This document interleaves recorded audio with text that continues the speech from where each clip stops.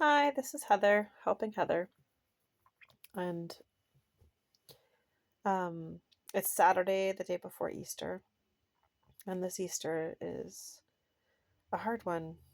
I've been not very doing not very good um, because I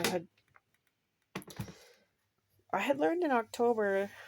My uncle called and texted me on my birthday, not saying happy birthday, but to let me know that my sister had been diagnosed with stage 3 colorectal cancer, and I didn't realize because when being an EMT, you don't learn about cancer.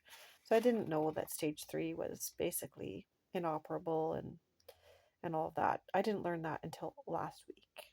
And I learned that last week um, just from a coworker letting me know about her own family situation, that they were thankful that this cancer was only 2B because it can still be operated on once it's 3. I'm like, and that's when I went, what? So back in October, and is when I first learned about that. And I said, okay, thanks for keeping me in the loop. I'll prayerfully consider how to reach out. And I thought to myself, like, we've been estranged for 16 years, 17 years.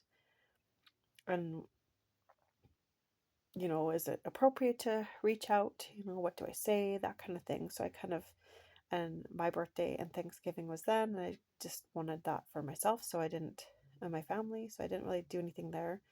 And it took a while, right? I think it was like in December before I decided to reach out.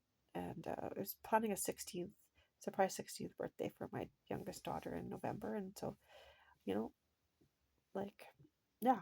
So um, in December, mid December, I called and nobody answered. So I left a voicemail, and I just left a voicemail, saying I heard and I'm sorry about that. And if you want to talk, I'm here, like that kind of thing. And then, not knowing if she received that voicemail, it was like a few days later, maybe a week later, I decided I would send a follow up text saying the same. And that's what I did. And I sent that on December 18th. And I didn't hear back, and I honored that. And I said in the message, like, you don't have to reach out, and I'll respect if you don't. And I learned, that I guess this is going to be part one. I'll do a part two in a second. I learned that she went into hospital on December 20th. So she must have been in a bad way at that point. Um, so, and I don't know that, like, I don't need to be a priority for her to reach out. I mean, this is a really horrible time in her life, right? So I'm okay with it being that way. This is part one.